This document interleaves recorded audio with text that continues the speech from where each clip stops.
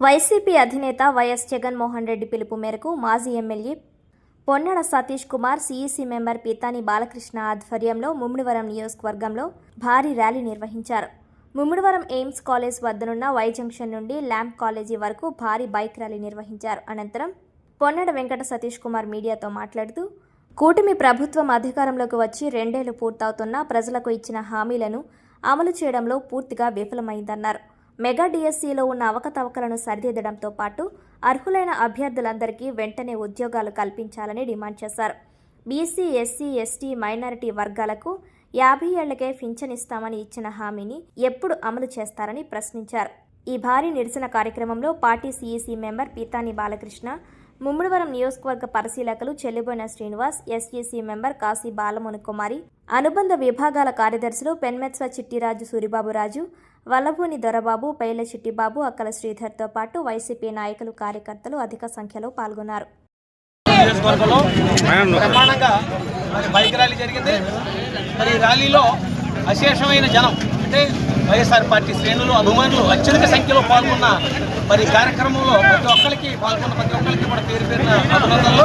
ఎందుకంటే పార్టీ అధ్యక్షులు 4వ తారీఖు నుంచి 12వ తారీఖు దాకా చేయమన్న ఈ కార్యక్రమం ఏదైతే ఉందో, వెన్నుపోటు కార్యక్రమం 2 సంవత్సరాలు పూర్తయిన సందర్భంలో ఈ కార్యక్రమంలో మరి ఈ కార్యక్రమంలో తప్పనిసరిగా కార్యక్రమాలు పూర్తి చేయడం జరిగింది.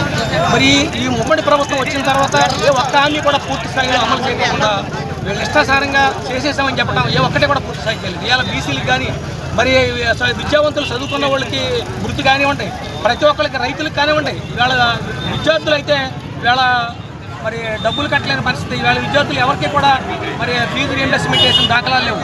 అలాగే ఆరోగ్యశ్రీ పూర్తి స్థాయిలో పూర్తి స్థాయిలో పట్టడం జరిగింది. ఇవన్నీ కూడా ఒకసారి అర్థం చేసుకోవాలి. అలాగే పవన్ కళ్యాణ్ గారు కూడా ప్రశ్నిస్తాను అన్నాడు తప్ప ఎక్కడా కూడా ప్రశ్నించడం అనేది జరగలేదు.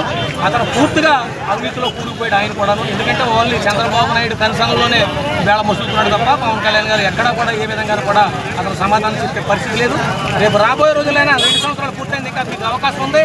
ఈ 3 సంవత్సరాలైనా పూర్తి స్థాయిలో మరి ఖచ్చితంగా ఏదైతే మీరు సంక్షేమం ఇస్తానన్నారో 6 సంక్షేమాలు ఇస్తామన్నారో ఏ ఒక్క సంక్షేమం పూర్తి స్థాయిలో మీరు చేయలేదు.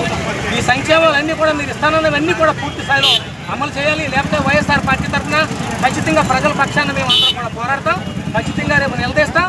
రేపు మరిన్ని కార్యక్రమాలు అధ్యక్షులు మరి నిర్దేశించిన కార్యక్రమాలన్నీ కూడా ప్రజల్లో తీసుకెళ్తాం. ప్రజల పక్షాన్ని నిలబడతాం, మిమ్మల్ని నిలదీస్తాం.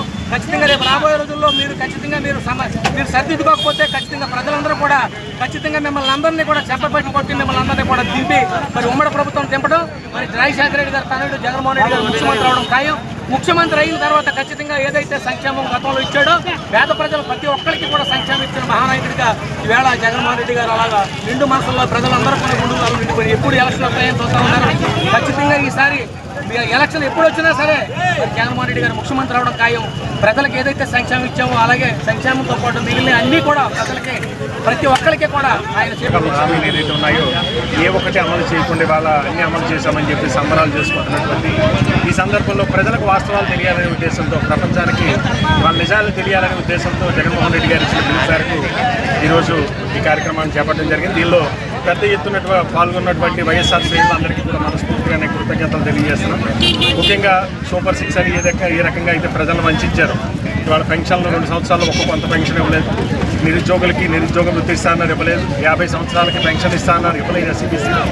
అలాగే ఏదైతే మహిళలకు ఆడబిడ్డ నిధి అన్నారు, అది ఇవ్వలేకపోయారు.